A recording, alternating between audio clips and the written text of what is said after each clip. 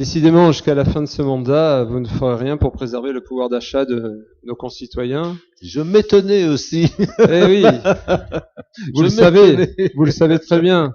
Et décidément, jusqu'à la fin de ce mandat, vous ne ferez rien ou pas grand-chose pour aider notre commerce de proximité. Rassurez-vous, les Vansois auront l'occasion de tenir leur avis. Oui, en tout cas là, vous faites tout le contraire.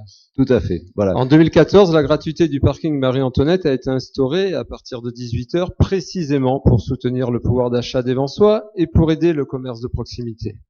Les gens travaillant la journée en dehors de Vence pouvaient ainsi stationner gratuitement pour faire quelques courses entre 18 et 19 heures avant de rentrer chez eux. Et ça a été une franche réussite puisque, vous le dites vous-même, le nombre de transactions sur cette tranche horaire a considérablement augmenté depuis 2014 et nos commerçants ont pu en profiter.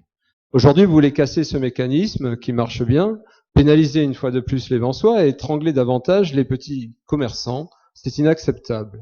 Et ne dites pas, comme le laisse entendre la rédaction de votre délibération, qu'il s'agit d'une obligation de la Chambre régionale des comptes. Dans son rapport d'audit, celle-ci a simplement signalé la caducité de l'ancienne convention. Elle n'a jamais dit que la nouvelle convention devait modifier la plage horaire de gratuité. Vous dédouanez sur la Chambre régionale des comptes pour dire une fois de plus que ce n'est pas votre faute est totalement faux. Il s'agit bien de vos choix, de votre politique de stationnement sur Vence, de votre politique d'étouffement des Vansois, de votre politique d'étranglement du commerce de proximité. Ce n'est pas notre façon de voir les choses. Nous sommes absolument contre la suppression de la gratuité du parking Marie-Antoinette entre 18h et 19h. Voilà, écoutez, merci.